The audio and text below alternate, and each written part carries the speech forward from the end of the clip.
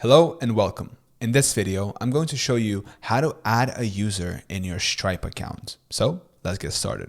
First thing, you will find yourself at the Stripe homepage. What you want to do is you want to navigate to the top right corner where you see this little settings wheel. So click on it, and here you will find yourself at the settings page.